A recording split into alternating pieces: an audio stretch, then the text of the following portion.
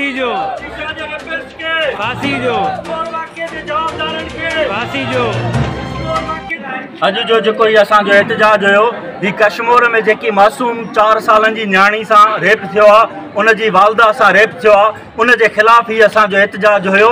असांजे माशरे में जेके समाजी वहशी दरिंदा पैदा थी विया आहिनि, जेके माशरे खे तबाह ऐं बर्बाद पिया कनि, जेके सिंध जी न्याणियुनि खे, सिंध जे मासूम बच्चनि खे महफ़ूज़ नथा रखी सघनि, जेके ॿारनि सां वहशतनाक हरकतूं कनि पिया, उन्हनि ज़ालिमनि खे सरेआम फाईअ जे फंदे ते लटकायो वञे। ऐं असांजो वज़ीर आला सिंध खां, वज़ीर आज़म पाकिस्तान खां पुरज़ोर मुतालबो आहे त कश्मीर वाक़े जे जवाबदारनि खे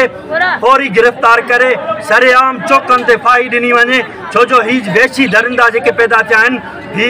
सिर्फ़ु कश्मीर जे लाइ न, सखर जे लाइ न, सिंध जे लाइ न, पूरी दुनिया जे लाइ, पूरी इंसानियत जे लाइ ही नुक़सानकार आहिनि। ही इंसानियत जा वेरी आहिनि ऐं इंसानियत जे वेरनि खे सरेआम फांसीअ ते चाढ़ियो वञे। ॿी सूरत में यंग इत्तेहाद सखर पंहिंजो एहतजाज जो दाइरो वसी कंदो रहंदो ऐं मज़लूमनि जे हक़ में आवाज़ उथारींदो रहंदो।